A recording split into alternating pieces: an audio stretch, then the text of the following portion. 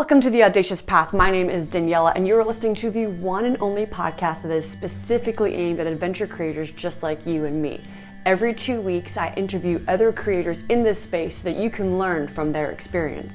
Today, we're talking with For the Road Travels. They're a Mexican and South African couple who are traveling around Mexico and then providing tips and tricks through their YouTube videos. Now, I met Simone and Geovanny about 2 years ago. We did a collaboration together. And what stands out to me is that while they haven't grown super fast, they have been very, very consistent. And now they're about to hit 10,000 subscribers. In my conversation with Simone and Geovanny, we talked about whether or not it's worth it to invest in a course to learn YouTube. I think investing in courses, in courses that align with you, it cuts down your learning time. How to get brand and partnership deals. Ever since then, we know how to pitch to brands, to hotels. And we ended on what's the mindset of a successful influencer. There's a lot of work that needs to be done in the background, in your headspace, to make it to that level of success that you probably aspire to. You can find them on YouTube, Instagram, Facebook, TikTok at For the Road Travels. And I would absolutely love to hear what you think of this episode as you listen along. You can tag me on Facebook or Instagram at The Audacious Path. And let's talk to Simone and Geovanny.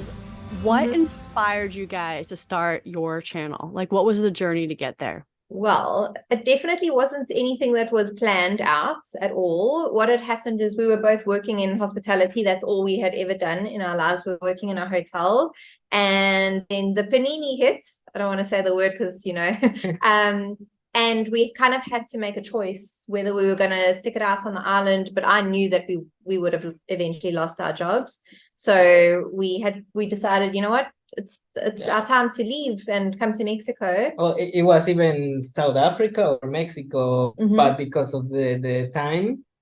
The time that we had available, it had to be Mexico. Yeah. And then when we got here, we were like, well, we definitely don't want to work in hospitality anymore. There's not a lot of job opportunity right now. Let's maybe try to teach English online. We sat around for about 3 months, not loving that process of getting those qualifications. And then we also had a lot of challenges with our passports. I mean, Geovanny's not a first language English speaker, and a lot of the big companies don't consider South Africans as first language English speakers, even though it's the only language I speak. So we're like, you know what, maybe this is not the correct path for us. And during that time, we started watching travel vlogs, which is not something we had ever done before. Yeah. I don't know why, we just started watching travel vlogs. And then there was a creator who did a very beautiful video. I don't even remember what it was about exactly. And at the end, he was announcing the launch of his course, where he was explaining he started with a GoPro and now he's making hundreds of thousands of dollars a year. So we literally bought that course that evening and started YouTube the next day. Yeah. So really nothing was super planned out. It was just a very spontaneous decision. And once we started, once we got we bought that course, we start filming our things in the next week. Yes, yeah. And start to put the videos. Yeah. Next. Who was the course? Definitely was. Oh, with Christian LeBlanc.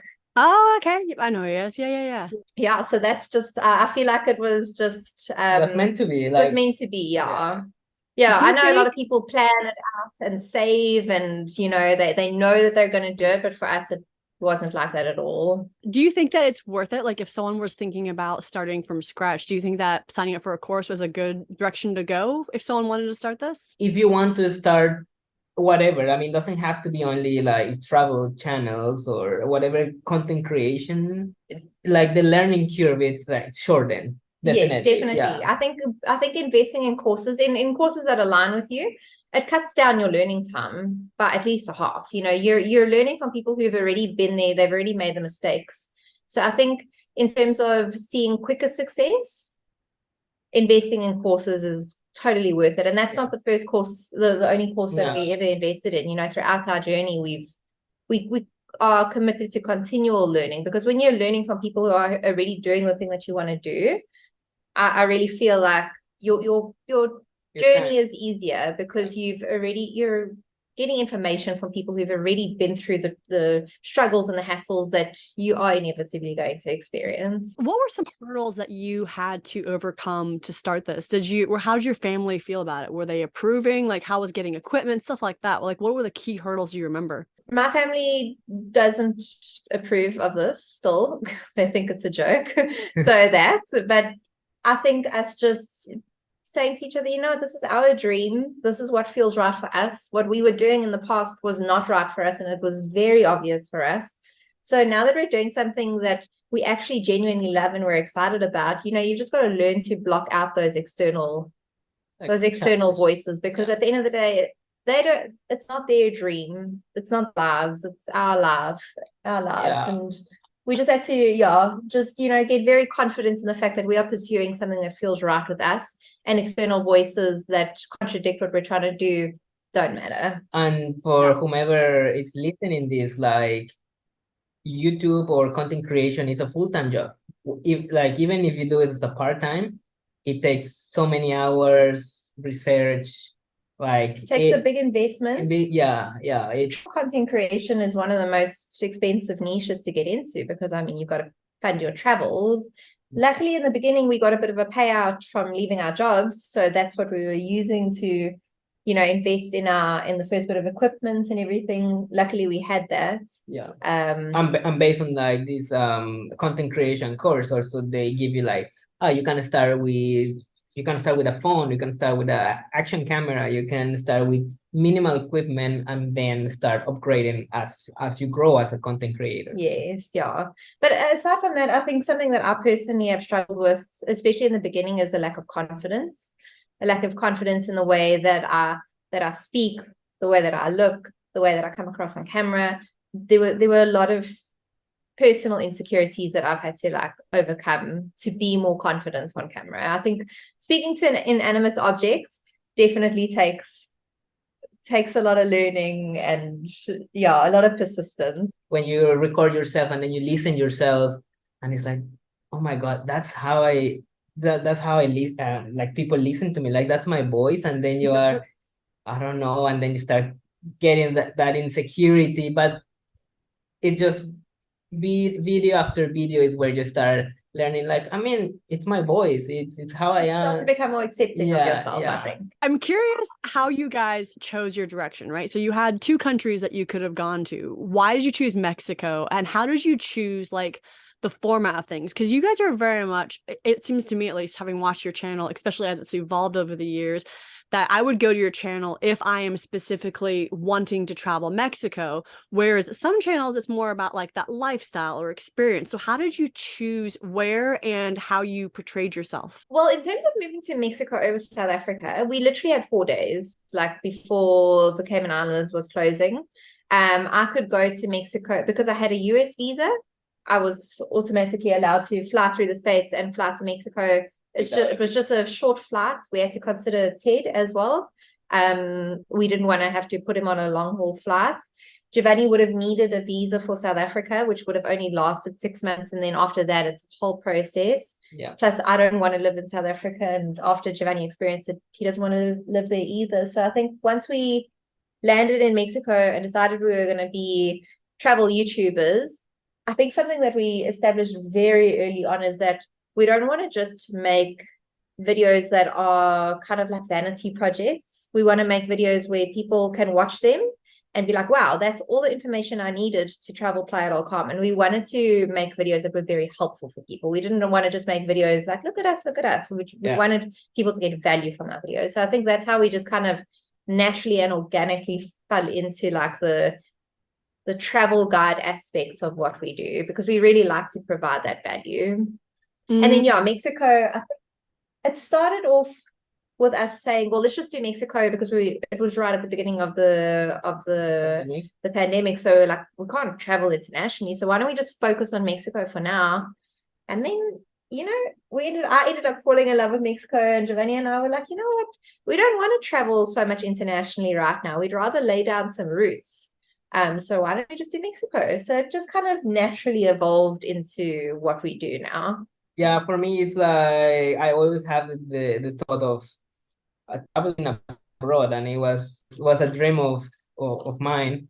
I visited some countries, but I always, when I was here, I say to myself, I want to explore my own country. My own country is as huge as the United States, Canada, and where you have different types of terrains, and local people doesn't even know that they have desert on the north or other type of ocean in the west. So I'm amazed how the Mexican culture is and how diverse it is. And I say to myself, like, before keep exploring abroad, I really like to explore more of my country because I'm very proud of it.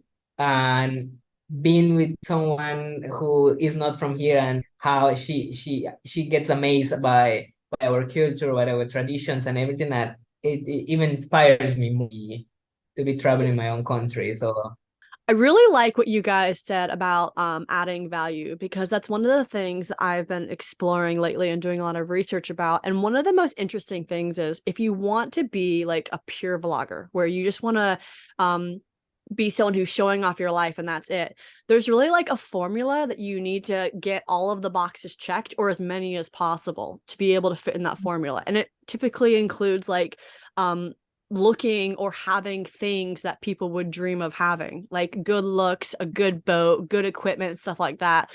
And very rarely do you see someone who can make it in the pure vlogging sphere unless they have all of those boxes ticked. Now, there's always exceptions. Everyone will show an exception. I'm like, okay, yeah, there's an exception, whatever. But I found that in my research that if you want to make it on YouTube and you don't have all those boxes ticked, thinking about value add is like the best way to be successful. So you're nodding. Sounds like you agree. Oh, absolutely. I think something that's so rewarding as content creators ourselves is having a person watch our travel guide to Mexico City and getting to the end of that vlog and being like, wow, that was a really good 20 minutes of my life. I know so much more than what I knew going into the video. I can now go to Mexico City and I'm going to know how to use the transportation system. I'm going to know that I mustn't miss out on the esquina de Chilaquil. You know, I think, and also us receiving those kinds of comments where people have said, wow, guys, like I literally didn't have to watch another video because you guys explained it all.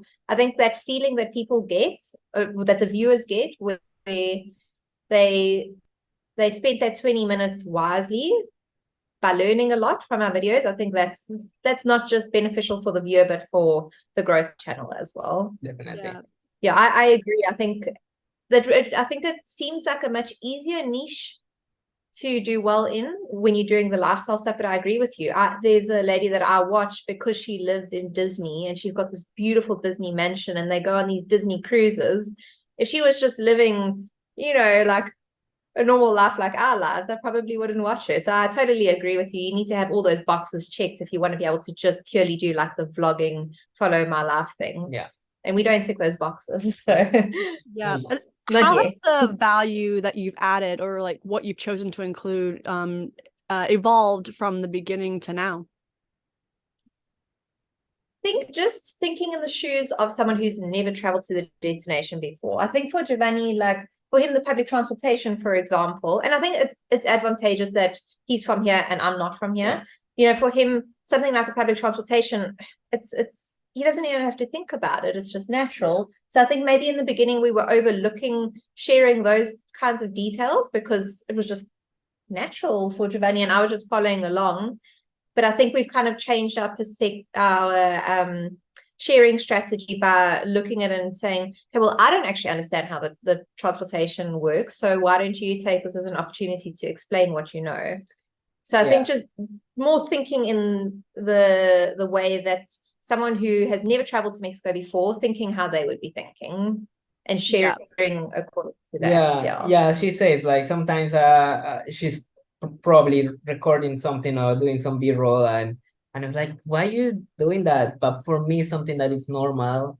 And then her input into the video is like, oh, well, that makes sense. Like if I want to go to, I don't know, San Francisco and I want to know how those places look or whatever thing that you want to do, you would like to know what the locals do or how the locals do it. Yeah. So how do you guys decide on where you're going? Okay, so this has evolved so much. So we've got our catchphrase of us wanting to visit all 32 states of Mexico, and that's still. And at the beginning, we were like, you know what, if we're going to go to the states of Yucatan, we're going to go to the big spot, like there's a city called Mérida. But then we're also going to go to Sisal, which is a tiny little fishing village, and we're going to make a whole video on that.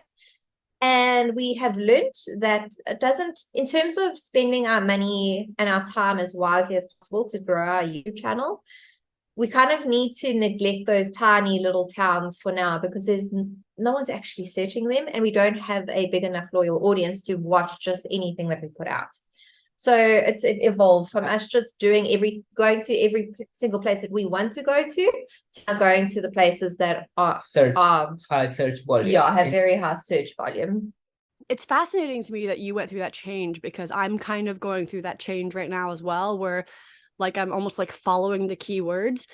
And I remember when I first started learning YouTube, and I'm curious if you guys had a similar experience, that I learned that like there's the browse way to grow where you go viral, or there's the search way to go viral, and or to grow your channel. And everyone said, like, try to go for browse, go to browse, because that's the fastest way to grow. When you blow up, you'll blow up. But the more I get into YouTube, I think that's not something that's realistic for most people. And I think targeting keywords actually is the better way to grow. What do you guys think? I totally agree. And I also think if you are specifically targeting highly searched keywords, that's going to pay off in the long run. One of our best performing videos is still one of our, which we released 2 years ago, is still one of our best performing videos, because it is so highly searched. And I think that happens, you know, with our videos that we made on those like smaller towns, even if it was maybe like a little bit of a controversial video, those die off. That's what we found. Those might perform for a month, 2 months, 3 months, and then they kind of die off. But the ones that are specifically made around these highly searched keywords, the longevity of the video is much longer, and therefore your ability to attract more subscribers, followers is greater, I believe. Unless there is no competition. If you were to go to a place where there is no competition and has high search volume, you make a good video with like good thumbnail and title, you would probably have that video perform well. However, in like well searched keywords, as well as places where everyone comes and makes some sort of content, it's where it's hard sometimes. Yeah. So you choose your place based on what's highly searched, and then what's the next part in your research? What else are you looking at? So I think when we choose, because we already have a pretty structured way of doing our travel blogs. So now what we'll do is, say, for example, we want to go to Tulum, right? So looking in what do we use? TubeBuddy. Looking in TubeBuddy. There is a ton of competition there. And we go kind of briefly have a look at what titles people are using, what the theme of their video is. We never actually watch the video. We'll get to that. But we look at their titles, and if everyone's making the best guide to Tulum, and this is the most complete guide to Tulum, we try to steer away from that to be different. So like, I'll just use the example of our most recent Tulum video. We titled it Tulum is not what you see on Instagram. You know, firstly, to stand out. Secondly, to be a little bit controversial. But then also, aside from that, we felt like we could add value in kind of sharing the other side of Tulum that other people are not sharing, because we know Tulum well. So once we've now established what our keyword and our title is, we also think about what the thumbnail is going to be. Mm-hmm. So those are the first 3 things that we do. So we never go anymore. We don't do it anymore. We don't film a video unless we know what the title and the thumbnail is. Because absolutely. Then from there, now we know, okay, this Tulum video, we're going to title it, Tulum is not what you see on Instagram. So now we can organically integrate that kind of like phrase into our intro. So that people know that, oh, I clicked on this video and this is actually what the video is going to be about. And then throughout the video, because we know what the theme of the video is and we know what the title is, you know, we're hitting those points that are kind of, what's the word? I can't speak. Like aligned with your title and thumbnail. Yes. So you create the content to, if someone clicks on your video, it's not like that bad clickbait and say, oh, I just waste my time. They haven't even spoke about why Tulum is not the same as in Instagram. So you go and like you wrap your video idea with the title, with the thumbnail. So just to make sure that your viewer, potential subscriber and potential loyal follower don't click off. after the few minutes because they're getting what they clicked on, basically. Because, you know, we've all watched those YouTube videos that have the shocking title and shocking thumbnail, and you're 3 minutes into the video and you're like, that's not what I clicked on, is it? So I think that's that strategy of making sure that our title, thumbnail, and theme of our video and the key points that we're talking about in our video, making sure that that is all a package, it all makes sense together, is also what's helped us drastically increase our watch time. So those are the most important things to focus on. And then we make sure that our research is done so that we never arrive at a destination saying, oh, I wonder why that's there. You know, like we know we've got a good idea about the destination. And what is your amount of time you spend preparing as compared to the rest of the process where you're filming and editing? Very long. At the very long. If we're not including like collaborations, you know, if we're not working with a tour company or a hotel or anything, if it's just kind of like us going solo, I wouldn't say more than an hour and a half. We really don't spend too much time on that because we know exactly what we're looking for. I think because of the practice, you know, at first we didn't know how to write titles and we didn't know how to make thumbnails and whatever. So, you know, I think just the practice over the last 3 years means that we now can put it together pretty quickly. I would say it's never more than an hour and a half at the most. And we don't want to overstress ourselves on like trying to find the best, like how can we make it like the best video. At the end of the day, one of the things with travel content creation, it's unpredictable sometimes. You can say, I'm going to swim with yesterday, for example, swim with the whale sharks, like what happened with us yesterday. We didn't see a single whale shark. So what can we do now? All your planning, it can pretty much, it's wasted. But I mean, you still have to think about how can we make this video better? Are we gonna come back? How can we make, you know, all of these things that, you know, like you cannot spend like 2 to 3 hours working on your pre-planning stuff because I think just our experience with travel in general, you know, it's pretty unpredictable. Things change. You know, you plan to go to a museum on Monday morning and then you get there and it's closed. But you've got to keep your mind open and just, you know, have a plan B. So, and you mentioned, Simone, that you guys don't watch the videos of the other competitors. I'm super curious about that. For the first, I'd say, year and a half, we were watching a lot of other travel vlogs, specifically in our niche.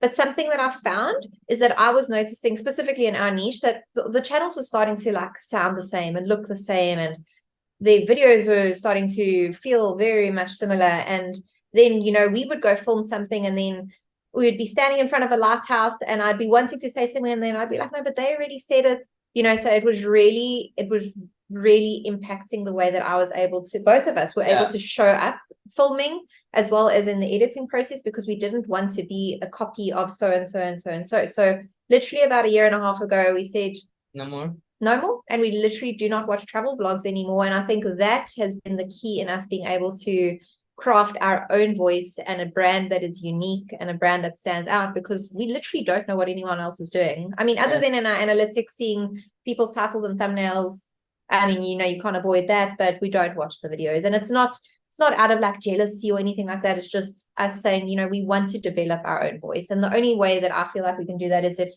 the noise of everyone else is not in our heads anymore.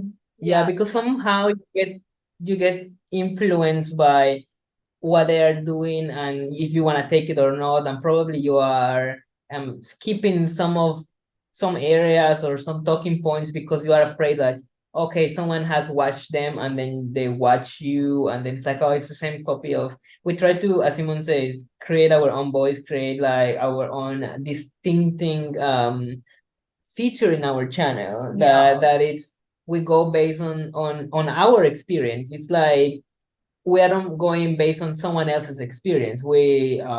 We get information on what is in the websites or in like the official website of the town or the city, and based on that, these are the highlights spots from the town of Tulum, and then we try to hit them and say, and whatever happened during the journey is what we share, instead just following what someone has said, like, oh no, we have to go to A, B, C, and D because these people in our channel has done it as well.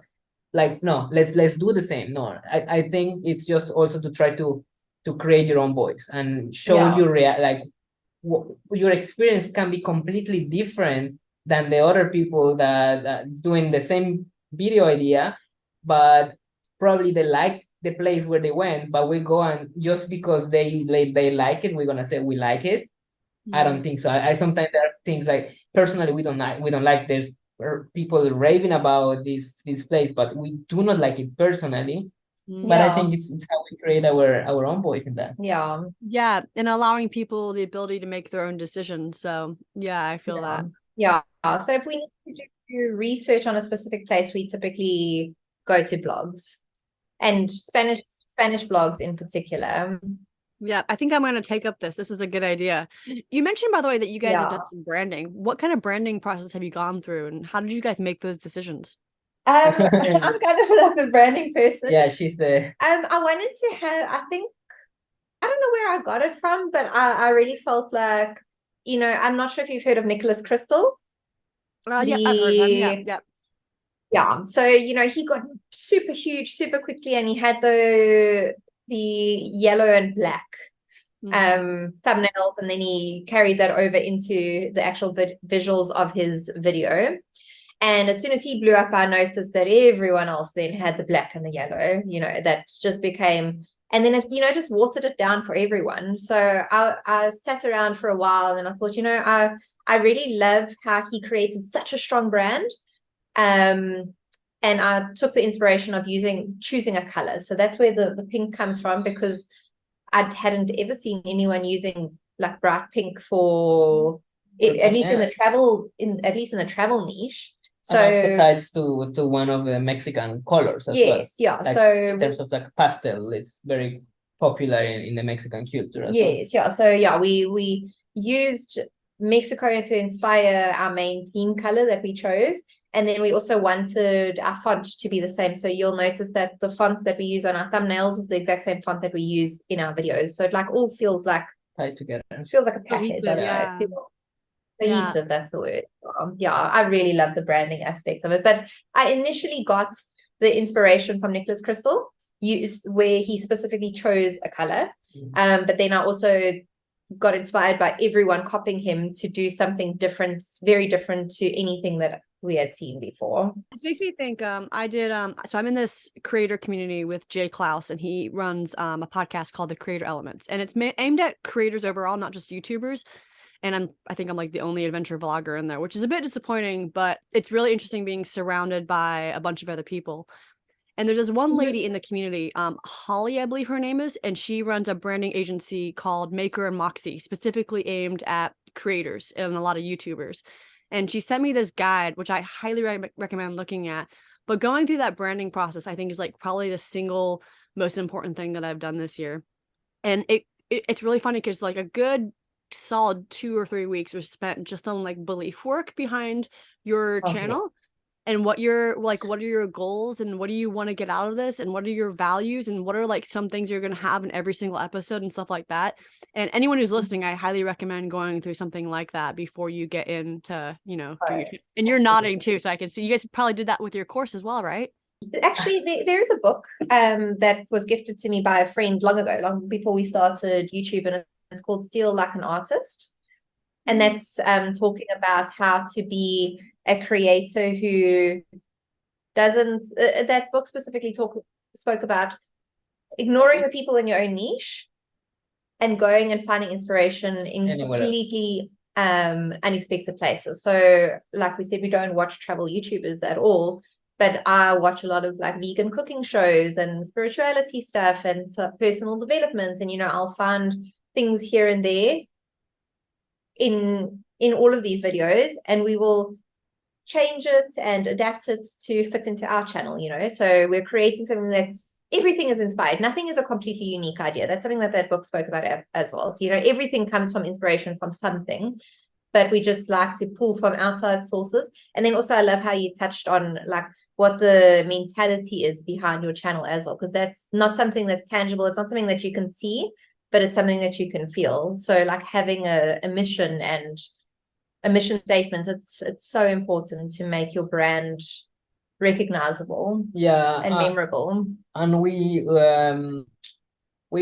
experienced that in the content creation, like either like his YouTube or blogs or any other social media, it becomes like a copy of everything. Everyone is kind of copying instead, developing like their own unique like colors, voice, like your own brand. I think that everyone say, "Oh, that person is successful." What she was saying about Nicholas Crystal, and everyone was using the way how he was presenting his videos. And if you click on each and every one of those videos that have the same like colors, probably gonna have even the same thematic of of all of the people who are doing some sort of content similar to them. Yeah, I think if you take the time to really, you know, like you said, like have your mission statements and your brand values and what is the core reason for you having a channel. I think the people that take the time to do that are the ones in the long run that end up making a real impact. I don't know why this makes me think of this, but when I first started, I'm sure you guys have done the same thing, but when I first started like thinking about doing YouTube, I was watching every possible video on how to grow a YouTube channel out there, like every big channel. I was doing so much research. I still really do learn constantly, to be fair. But one of the reasons I started this podcast was because like there really was or is no resources out there that are free, at least, that are aimed at adventure channels or travel channels or sailing channels. There's like nothing. It is all based on like how to or education. And I was like, what the heck? How come nobody's done this? I love that you're saying that, because we have said that to each other again and again and again. You can watch these types of videos, how to grow your channel, until you blue in the face, but none of them are focused on adventure travel or travel at all. So I love that you're doing this. You're filling a very needed gap in the market, which is definitely something we've noticed for sure. Hell yeah. So if you're enjoying this podcast episode, then I also recommend that you sign up for my newsletter, where every 2 weeks in 7 minutes or less, I share research-backed and tested tips and tricks for how to grow your adventure creator business. So I teach you how to design your channel, how to build a brand around it, how to storytell, how to do thumbnail design, how to build income, and much, much more. Subscribe and join the fast-growing list of other creators who are building their sustainable adventure creator business. What advice have you heard that you now realize like doesn't apply? I've heard other content creators say, look at your niche, see what's working and copy it. I've literally heard big creators say that before, and I couldn't disagree more. And that goes back to you developing your own voice and creating a brand that is unique and has a unique voice and a unique story. So I personally think that that's very bad advice. What else? I think, like you said, I think a lot of content creation comes down to your mindset. And I think as small content creators, we were looking, and this is no shade on Christian LeBlanc, but it seems like he grew up in a pretty affluent kind of environment. You know, he probably grew up with a very different mentality to what we did. So, you know, I feel like when someone who grows up in that very loving, supportive, economically stable environment, they already have a more advantageous mindset when it comes to making money and running a business. And I feel like as people who don't come from that background, you look at them and say, oh, they just did it and they just became successful.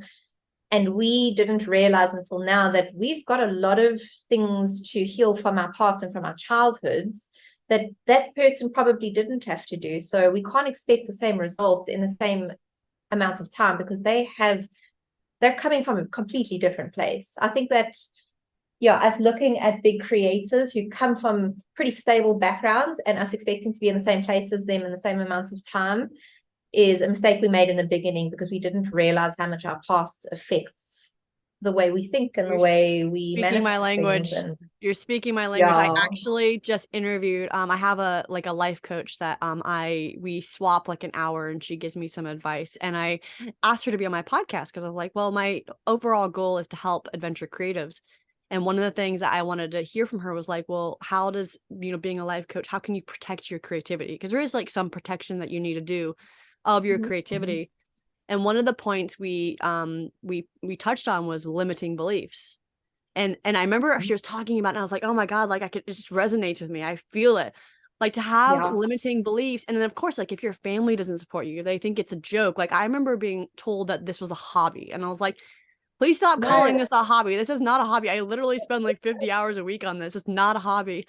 But everyone's got these Yeah. limiting beliefs around, or if people do, then it can, you're right, it can have a huge impact on how much of yourself you're willing to put into it, to be honest. Yeah. And also it comes down to your belief in yourself. If like I grew up in not the most stable environments, and I've had to do a lot of work on myself to overcome those limiting beliefs that I've picked up from childhood. And it's very easy as a small creator to compare yourself to Molly from Chicago, who grew up in a very healthy environment, who already has very healthy coping mechanisms and has got all this crazy self-belief and, you know, confidence in themselves because of the environment they grew up in. And then comparing their success to you still staying in the same place and not realizing that a lot of it comes down to your mindset and the way you think about things and the way you were conditioned, and breaking through those things. Yeah, I think that's where a lot of content creators go wrong, is not realizing that a lot of it comes down to your conditioning and having to break through all of that. There's a lot of work that needs to be done in the background in your headspace to make it to, you know, that level of success that you probably aspire to. Yeah. And then also I think it comes with the comparison with other people in your niche. When someone comes and start doing the same type of videos as you, and then start getting more results or more success also. Everyone's on a different journey. Exactly. Like you cannot compare. I think it's something we can give as a piece of advice is never compare yourself with whomever is in your niche or whomever you actually even admire, because you are in a completely different journey. As Simone says, upbringings plays a huge role, as well as other factors that are there when you are in like the same pot, and then you try to be different than the other, but they are creating similar content as you, and then you see them successful and more success, and you still like being like this and not having that spike. Sometimes it's very like it can be very demotivating. And then but I think understanding that everyone is on their own journey. Literally everyone has got their own story. Everyone comes from different backgrounds. Everyone is aspiring to different things. Maybe because you're in the same niche as someone, you think that they've got the same dreams and goals as what you do, but they probably don't. It's probably very different. But I think it's very difficult to not compare, but I think just understanding that everyone is on their own journey. The other thing that I realized is that sometimes the advice that was given, people don't realize that how you grow is different depending on how big you are. And you made a note of this already when you said that, like, right now we're targeting like the big keywords. We're not doing the small towns because they're not searched as much. And it sounds like have you experienced that as well, where like, you know, there's a different way to grow when you're small. Oh yes, I would love for us to be able to just do the little towns and all the things that we want to do, which we did in the beginning. But if we, you know, at the end of the day, this is also a business. We don't have unlimited time and money to pour into little videos that might get 200-300 views, you know. So right now, coming from a business standpoint, it's just something that it's a shift that we have to make. But when we do have a more loyal audience, we'd love to go back to doing more of what we actually would really like to do. But coming from a business standpoint, it was a necessary decision to make. What kind of learning have you guys done on the business side of things? Because one of the things that I think has really changed for me is reading like business entrepreneur books. And one of them that sticks out to me the most is E-Myth by Michael E. Gerber. And he says that oftentimes small business owners get caught up in being what he calls the technician. And it's the person who is constantly they're constantly filming and they're making videos and stuff like that. But like, if you really want your business to be successful, you need two other roles in yourself. And one is a manager who like makes you do the things you don't want to do. And the other one is an entrepreneur who zooms out and takes like a vision and like has the ideas and like really like sees how big your business could be. But a lot of people get caught up in that technician side of things. So I'm curious, like, what have you done in that learning space? And what are some like business lessons that you've learned?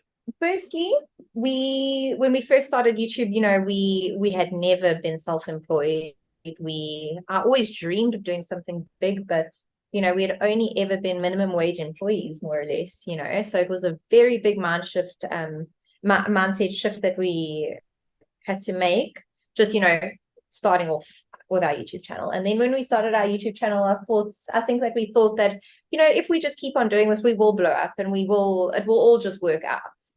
And now 3 years into it, I think about 2 years into it, we sat down and we said, we can't just rely on YouTube and hopefully going viral one day. If we want to make this something that is going to be sustainable for the next 10, 15, 20 years, I don't know however long we might want to do this, which I think would be forever, we've got to start focusing on putting our eggs in more baskets than just YouTube.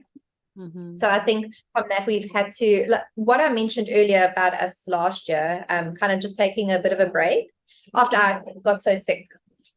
We took a big break, and we kind of zoomed out, and we said, we established what we want firstly. So we don't want to be full-time travelers. We want to be able to incorporate a little bit of a lifestyle element in there so that we are able to be at home more often, so that we can live on more of a routine. We're able to work out and eat healthy every single day, mostly. So number one. Then number two, we thought, what value are we able to provide for our audience outside of YouTube? And that we can't officially announce what we're doing, but we're working on a lot of stuff in the background right now that should be launching starting August, October, and then again in November. We've got some really huge projects that we've been working really hard on. But in order to get to a headspace to even have the inspiration to create the things that we will be releasing, we had to take a step back and realize that YouTube is not the all and end all, and we cannot just continue our journey hoping that one day a video will go viral. We have to make this happen for ourselves instead of just relying on YouTube. YouTube can just be an element of our business, but it cannot be our entire business. And I think that's and you something that we were discussing earlier. It was also getting into, once you are finding, because we found like a passion on doing YouTube, but the real passion was doing videos, photography. It's some professional skills that is giving you an option to do also doing side gigs. Yes. So you can do other things now other than just doing YouTube. You can hotel photography. We collaborate with a hotel, and we stay there. We create content around the hotel, and then we took some pictures. We approached them and we sold them. So it's an extra source of income as well by you doing something that you love, and at the same time it's you are doing something like you're getting a professional skill. Yes. So I think the first 2 years of this business, it is a business. We were kind of like just doing YouTube, thinking, oh, it's fine, one day it will go viral. But that break that we took at the end of last year, that's where we kind of were like very serious. Okay, now we actually have to do the things. Like we have to keep track of our finances. We have to monitor how much it actually costs us to make YouTube videos. We have to now step into the role of being business owners if we want to see success in this. I think that's the big change that we made at the end of last year. And that's why in the next few months, I think, things are going to change a lot for our business, because we've taken that time to think, what additional value can we add to people's lives outside of YouTube? Oh, you guys have me all excited, because this is like pretty much everything that I'm teaching right now. Like, so you guys know that I'm making a course, right? Yes. I basically tried everything last year. It was like one of the best years, because I think one of the things that I love about my journey is that it has been a struggle. And I think that struggle is in itself what will help me be able to pass things on. But I accidentally ran across this guy, Creator Elements. I forget his name, but he used to work at YouTube. And he has seen all of the stats. He knows everything about like what makes you successful and not successful. And he made this video once, and he was like, look, there's an average lifespan between like people who join YouTube. It's 3 to 5 years. That's your life of YouTube. Like people die after 5 years. And the channels that make it longer than that, and they go on a little bit longer, or actually a lot longer, I think it was like 15 years, something crazy, they tend to have their YouTube channel is not their source of income. Their YouTube channel is to pull people into their source of income, which would be some kind of online product. Yeah. And he was like, people who are like thinking of YouTube, they're going to go viral and they're going to create, you know, all these videos that are going to like be their income forever. Like, you know, how like in my sector, it's SV Delos, like their entire income is Patreon. They've been pretty open and honest about that. Like that is a rare flower. Like, yeah. I think there's so much beauty in struggle, because our journey has also been so intensely difficult in so many ways. And I think that's what creates a strong entrepreneur that is able to adapt and change and recognize when to give up on something and when to pursue something new, which is exactly what you've done. I think, you know, when you stay in that like small mindset, you keep pushing, but sometimes you've got to realize what's working for you and what's not working for you, what feels right and what doesn't feel right, and then have the courage to make those changes. But and also like you said, I think with us relying so heavily on YouTube in the beginning, you've got all this pressure, like this video has to go viral. It has to go viral. And if it doesn't, we're screwed. You know, when you're creating a business where YouTube's just kind of like your marketing of your business, then there's the pressure comes off, and there's not that much pressure in each and every video. You're not relying on it going viral. You just, you know, are putting out a good product, knowing that that's going to feed your other sources of income. I think that's a good way to run a YouTube business. And also as you might know, like travel content creation is time consuming and you spend costly. It's what we once were watching a lady who was all about like Instagram growth and things like that, and she was like, I just finished my day, I just shoot 10 videos, and it was like, 10 videos, it would be for us now like probably 6 months, and she did it in one day. It comes with that, like travel content creation takes so much from you that how can you manage like to be consistent when you like you don't know if the video is going to perform, how much you have to budget that video or try to get collaborations to make it happen. And it takes a lot from you when it comes to like your mental health, your physical health, and everything else. Like it's actually it's quite hard sometimes. It is. How do you guys view trends? To be honest, we don't really keep up with trends at all. We did give the short form content thing a crack, and it worked out all right. But in all honesty, we don't particularly love creating short form content. We were just kind of doing it because we felt like we had to do it to stay on trend. I think that experience, I don't know, to be honest, we don't really follow trends. We just kind of go more with what actually feels right to us, because I think when we're doing things that feel right to us, that's when the stuff performs well. When we're doing things like short form content that we feel like we have to do so we don't get left behind, that's when it's more coming from like a forced place and it's not as enjoyable. So when it comes to trends, personally, I don't really. And when it comes to YouTube Shorts, the conversion rate from Shorts to our long form videos it's very minimal. It's very minimal. I think we want to get back to Shorts and sharing more like very raw stuff instead. We were creating more like short guides and things like that, but it was taking so long for us to create those things in order to make them to at least to perform better, and we didn't enjoy that much. I think we're gonna get back to that after we are with the projects we are working in the back burner, and we want to create more shorts in like more raw, more like our lifestyle here in Mexico. And I think that's why branding is so important. One of the things that the guide, again, my maker Moxie, I want to quote her because she's so, her guide is so good, and I totally can send the link if you're curious. But she says that rather than just like jumping on things because like shorts will help you grow, she's like, always refer back to like your goals of like, okay, so for example, for me, I want to sell a course. Like, how is selling a course connected to shorts? What's the type of person who will watch a short? Do they have the income to buy my course? And she's like, ask yourself a series of questions, because one of the biggest issues with content creation is that like we're like anytime there's a new feature, everyone's told to jump on it right away. So how do you make sure you stay focused? Because your time is finite, right? So you have to like learn to almost like tune out and put some blinders on and just stay focused on your goals. But that's impossible if you haven't done the branding and developed your goals in the first place.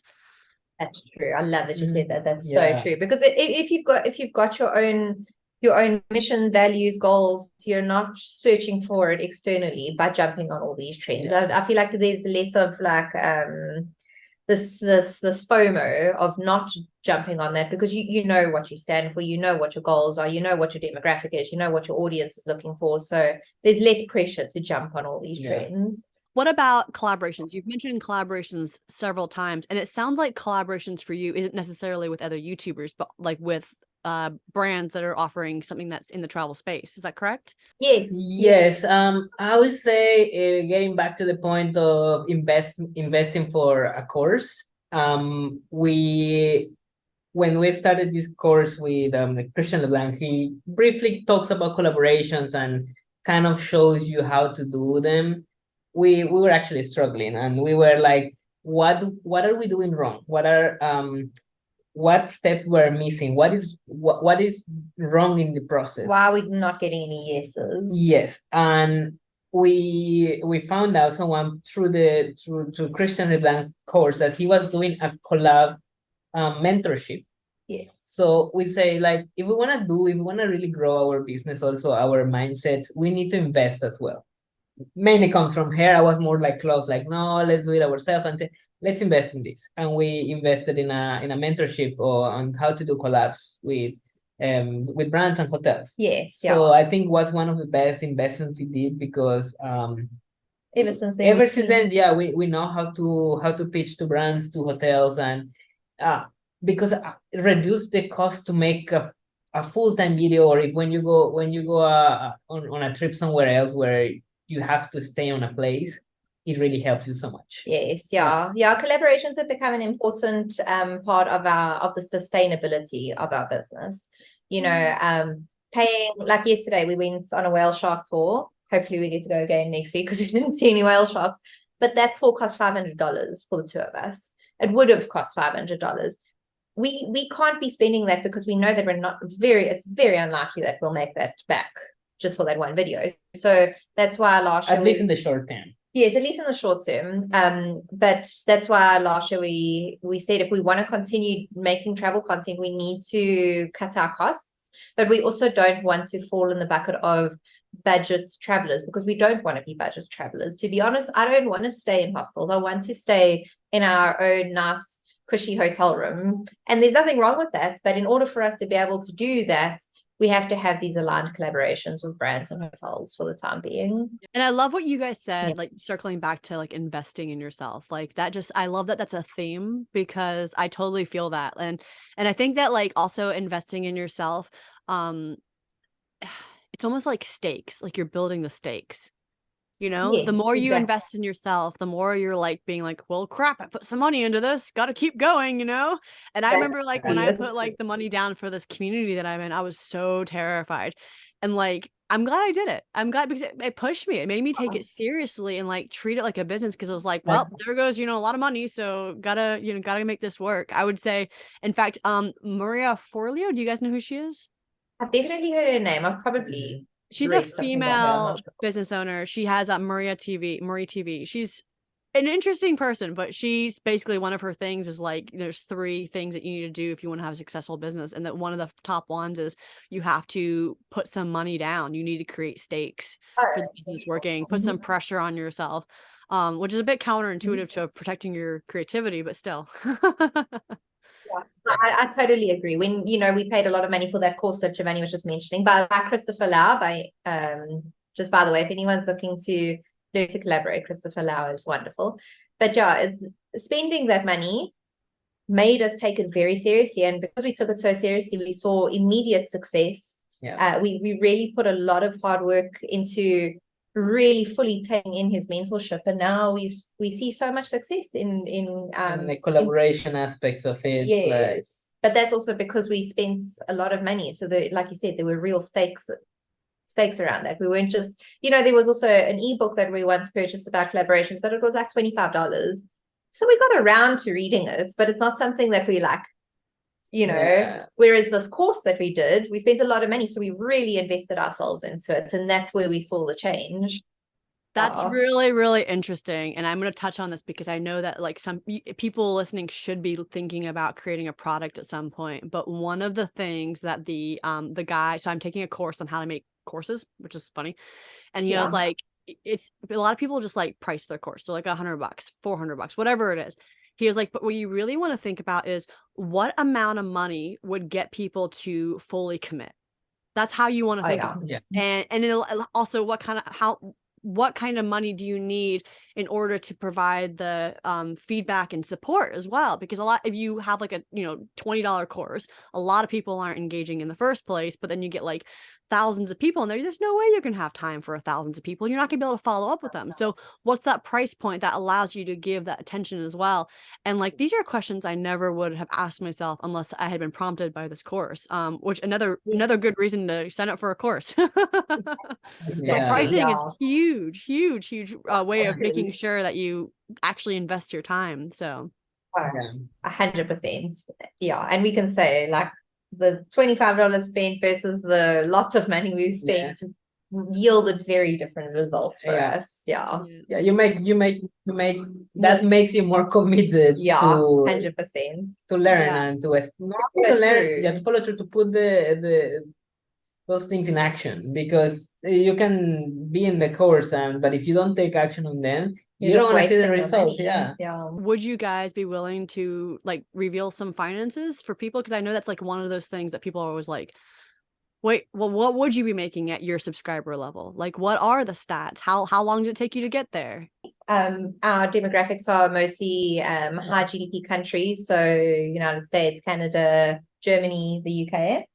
So if you go over to our channel, you'll see that we don't particularly have a ton of views on our channel, but we make a few $100s every month, anywhere between like $500 to $800 a month on the views that we're getting. So it's definitely not nearly enough to sustain our lifestyles. And that's one of the reasons why we are now working so hard to create all of this stuff in the background so that we can up our daily earning capacity. But we were very lucky to just unknowingly land in a high GDP demographic, because if we were getting these types of views with an audience from Southeast Asia, we would probably be making like $20 a month. So it's not something that we actively chose. We didn't actually actively choose our demographic. It just kind of happened because of the content that we're sharing. But so that's currently where we're at around conferences right now. So not nearly enough to sustain our lifestyles yet, but we do live on a very heavy budget and got a lot of stuff happening in the background to make this more of like a stable thing for us. And also very important when you are doing travel content creation or any content creation is looking for affiliates, looking for affiliate income. So you can make an extra money. It's not guaranteed, but at least you can. But something very important with also getting like affiliate income is you've got to come back to what the mission of your brand is. What is the purpose for people watching your channel? If you are going, like we've gotten people reaching out to us about selling nail polish, and I'm like, nail polish is cool, but it's got nothing to do with our demographic. Perfumes. But like I think with us also aligning with companies that are useful to our followers also helps us to make additional money. So we're also making a few $100s. It's quite unstable. It goes up and down, but we're making a few $100s every month by affiliate links. So if we promote a tour that we've got an affiliate link from and people watch the video and are like, I want to go on that tour, and they buy through our link, we also make a few $100s through there. But also not only that the product or the service that you are promoting aligns to you, it's also that you actually enjoy and you can give a honest review of what you are getting in terms of product or service, because you can have the worst experience of the worst product, and just because of making an extra cash or making a partnership or endorsement, you're going to put your authenticity like in risk. Authenticity is so very important when it comes to we've seen a few channels promoting, you can tell they're just promoting everything that's ever approached them. And I think when you lose that trust with your subscribers, that's where that side of income can go very wrong. So what are your long-term goals for the channel? You're obviously creating some kind of products. Like, what are you guys thinking, and how far out are you thinking? Oof, we're thinking long term. Like, we don't ever want to work for anyone ever again. If we can maintain self-employment for the rest of our lives, that would be wonderful. We'd love to be able to grow For the Road big enough to be able to employ Geovanny's brother eventually, because Geovanny's brother loves videography and has got a real eye. Yeah, we'd love to be able to create a team. So beyond the numbers, I mean, it's always nice to see big numbers, but we would love to be real business owners in the sense that we have a team working with us, and we don't have this idea of having a big team of 30 people. I would say 4 to 6 people would be awesome. And running a more well-rounded business where YouTube is just an element of what we do. But yeah, there's a lot of aspects that go into For the Road as a whole. So it's like a very well-rounded, big company that reaches a lot of people, inspires people to travel to Mexico, to move to Mexico. I think there's a point when you're doing content creation or a business itself where two people is not enough. So we spend so much time in tasks that are vital, but we are putting some things on the side that is as equally important as what we need to do with, like, I don't know, like pitching brands, or I don't know, like account. I do my own accounting here because we need to do our taxes. So here you do it every month. So every month I have to sit and check all of these things, and are simple tasks that takes you sometimes half of the day. Yeah, I think overall, aside from growing, creating a business that can run with us only having to touch on it, you know, just for 3 or 4 hours a day, that because we really want a family. We really, really want to start having babies and stuff, but we want to be able to be present parents. And in order to do that,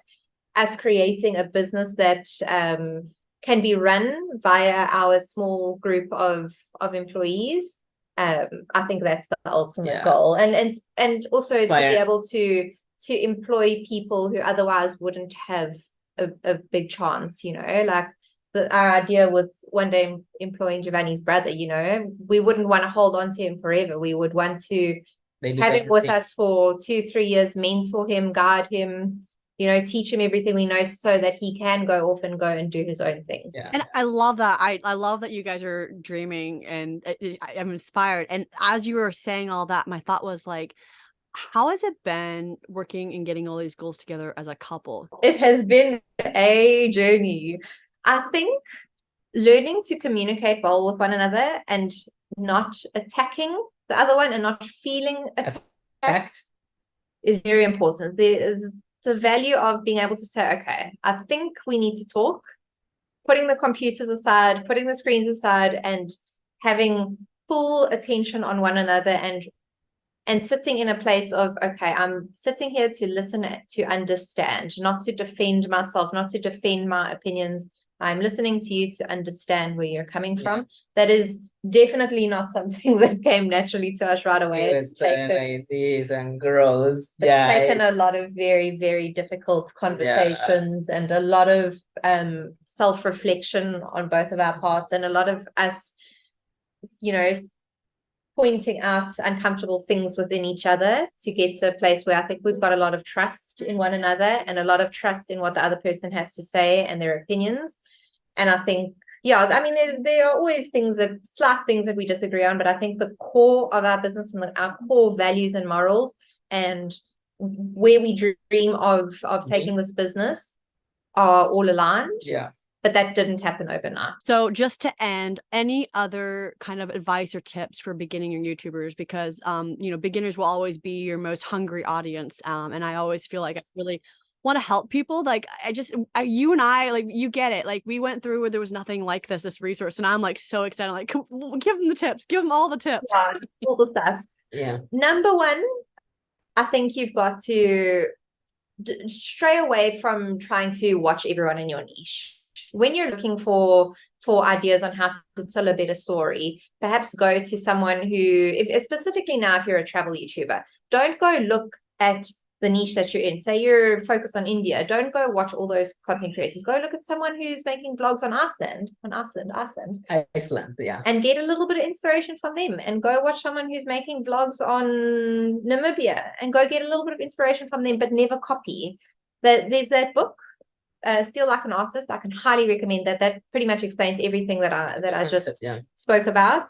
I would say, sorry, I got one more thing. Okay. And know that YouTube is a long-term game. It's not something that's going to make you rich overnight. It's not something that you're going to be amazing at overnight. It's something that takes time, and it takes a lot of obstacles that you need to navigate through, a lot of tears, a lot of very late nights. But if you're committed to the long-term gain, you will eventually see success. Yeah, and I would say, like, don't start YouTube full-time unless you have like a bit of or disposable income to spend on it, because I would say if you go part-time YouTube, like if you live in per se San Francisco, and then you start working on your audience there and start growing, I don't know, like I wouldn't say like go 100% in YouTube until you start also making YouTube as your source of income, and then start having more eggs in different baskets. Because I think if you go straight to YouTube full time, you have your savings, you spend them, and then you see that it's not working, you're probably going to be quitting. Instead, making that, as Simone says, YouTube is a long term. Yes, I think from the very beginning, if you can think of YouTube as not the only piece of the pie, YouTube is a portion of what will eventually become your full business model. Then you start to think, oh, okay, what can I do outside of YouTube that also makes sense within my niche, and what value I'm trying to provide, where I can also earn a little bit of money and start growing that a little bit. Because if you only got your eggs in one basket, if that doesn't work out, then you're going to be starting over from scratch. Yes. If you can start thinking in that headspace of YouTube is just a part of my business, I think long-term success is inevitable. Yes. Yeah. And keep your eyes open for opportunities. Like what I'm doing with this podcast. Like I didn't know that was needed. How the hell would I know? It was so new to it. Yeah. So keeping your eyes open for potential opportunities as well, because you have no idea what's going to come up. So how can people find you? Oh, so we are on For the Road Travels pretty much everywhere, but we mostly focus on YouTube. Yes. So YouTube would be the best place. Yeah. Thank you so much for listening to this episode. I really, truly hope you found some value. And if you did, I would really appreciate it if you were to go onto your favorite podcast listening platform, such as Spotify or Apple, and leave me a 5-star review. It really does help make this little show grow, and we grow faster when we grow together. See you in 2 weeks.